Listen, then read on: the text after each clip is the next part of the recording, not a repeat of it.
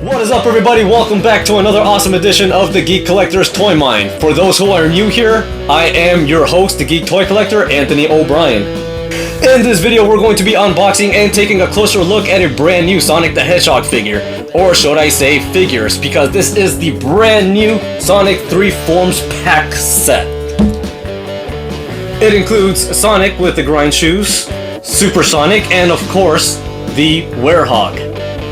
I was so lucky to find this at a Target on one of my many toy hunts. I believe they were sold out for a while after that, but I think if you go online right now, they should be available for shipping.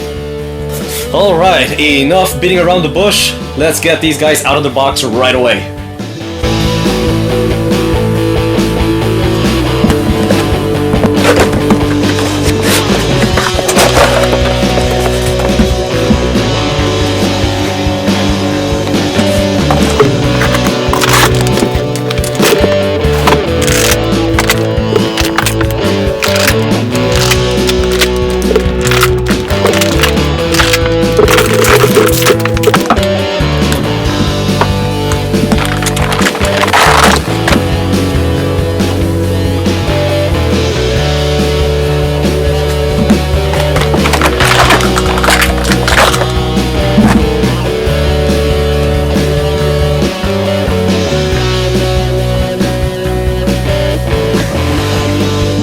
Well, that was super easy. That didn't take much time at all. First things first, they all look incredible, especially this Werehog here. But we'll get back to him in a bit because I want to talk about this Sonic first. Obviously, this is Sonic's original form, and he doesn't look that much different from this Sonic I have here, the one I got from Myers. The time I did that comparison video with Ross Sonic. So, for the most part, these two figures are identical in every way. You can see that this Sonic has the same smile. They both have the same hand gestures, one with the closed fist, one with the open hand. The arms are kind of bent slightly, but you can barely tell. And of course they both have the same paint job. I see no difference. Maybe it could be a tad shade darker, but you can't really tell. The articulation for both of these figures are the same. You can move their shoulders up and down. You can hear that click. They have that single jointed knees. They still kind of feel loose, especially the head over here. See, doesn't really, it's kind of too heavy. So this is the one from the 3-pack. The one big difference about this Sonic from the 3-pack that makes him so special is that he was given the awesome grind shoes from Sonic Adventures 2. The design on the shoes are very unique. You can see the arch here at the bottom, which allows Sonic to grind on rails. The lace on top is colored gray, along with the rest of the shoe's outlines. The buckle is still yellow. As you can see here on the sides, they're just a different design. The color of the shoes are still red. Maybe they could be just one shade darker. And then when we take a look at the bottom of his shoes, you can see just how specialized they are for grinding. Of course, these two in the middle are used for that purpose, and then over here at the top are most likely used for grip for when he runs. As you see, they're two totally different pairs of shoes. It's so plain over here. The shape of the shoes are also different. The original pair has a more pointed shape around the toes, while the newer pair has a more rounded shape.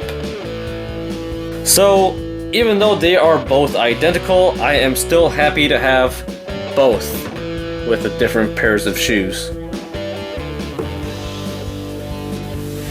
Next up, we have Super Sonic. I mean, who doesn't know who he is, am I right? But we'll still talk about him a little bit.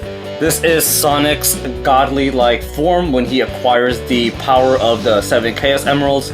He goes into Super Saiyan mode, and he has the ability to destroy anything in his path to get his hands on Dr. Eggman to stop him from conducting his evil plans. Sadly, I don't have any other supersonic just like this one to compare him to, but I do have other interpretations of supersonic with different designs. The only supersonic that I have close to compare him to would be this mini supersonic I have here. Obviously, they are different in size. This supersonic I have here has his index finger pointed upward from his right hand, and then his left hand is closed up. No articulation here. He could only move his legs and his shoulders and move his head side to side. I will not be opening this figure though. I like him just where he is, since, you know, that's me. I'm the collector. So yeah, these two have a lot of similarities besides the hand gestures. The articulation on this supersonic is very limited. Like most Jakks Pacific Sonic toys, you're not able to bend his elbows, but you can bend his knees. They are also single jointed. You must be careful because he does feel fragile, like most of the other Sonic toys. You can move his shoulder joints to some extent. You can hear that click when you move him, as well as his legs. Very stiff. That's a good thing, which means he's easy to pose somewhat. You are able to swivel his ankles and wrists with ease without the risk of breaking off. You can also move his head left and right easily, and it holds up pretty well compared to the Sonic with the grind shoes. Sort of. Speaking of that, unfortunately, this one does not come with grind shoes. And he does have the same hand gestures as well, with the closed fist and open hand. Overall, it is an awesome figure, and getting this 3-pack is a great way to acquire this Supersonic if you do not have him yet. I myself am still looking for the single pack Supersonic with the Emerald. I know it's a very rare figure to find, and he's pretty pricey if you go online trying to buy it. Last but not least, I have for you all the one and only Werehog figure. Unfortunately, I do not have another Werehog to compare him to. I did not get the one by Jazzware that was released all those years ago, but I am very proud to say that this is my very first Werehog figure. And right off the bat, he already has an amazing sculpt. He has that great fur texture going for him all around his body. They really captured all the details of this character, just like the game from Sonic Unleashed that was released back in 2008. I like the heaviness of this figure.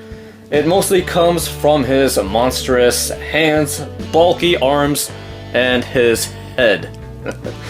I'm loving the detail on the fuzz around his wrists. That's very accurate. Although his fingers are not articulated, I do like the shape of his hands. It's very monster-like. He has his claws ready to attack or grab onto things. If we look down here, you can see that his shoes also change when he transforms into this mighty beast at night. The white laces and yellow buckles go away, making room for these gray spiked laces. They also turn into cleats if you look down here at the bottom. Why do they transform as well? I have no clue. Sometimes it's best to just go with it and not ask questions. You are also able to swivel his wrists with ease without the risk of breaking off, as well as his ankles. I do love that they can bend easily side to side. Makes him easier to pose with. When it comes to articulation, I say he's pretty flexible. He does have the single jointed knees and single jointed elbows. They do bend really well. And although he does not have butterfly joints, you are still able to bend his shoulders all the way back like so, which I think is pretty cool. One thing that I am sad about this figure is that you cannot extend his arms like you can in the game. Hopefully they'll release a Werehog in the near future that includes that kind of feature. And lastly, his face is everything. He's got that beastly look in his eyes, he's got that smile with his fangs showing, and if you look closely, his iris didn't change color. It's still green, indicating he's still the kind-hearted, brave Sonic we all love. And then, before we end this, just wanted to mention that if you're trying to move his head, you are going to have to get those spikes behind him, over his shoulders, if you want to move them left or right. So I would be careful if I were you. If you all made it this far into the video, I would like to thank you all for your support. Please hit that like and subscribe button if you haven't already. If there's anything I missed in the video, please let me know in the comments below. I really do hope today's content was informative and entertaining for you all, and that it helped you decide whether or not you want to get your hands on this 3-pack figure. So, until next time, my fellow Sonic fans, keep an eye out for the next exciting episode of the Geek Collector's Toy Mine. Peace.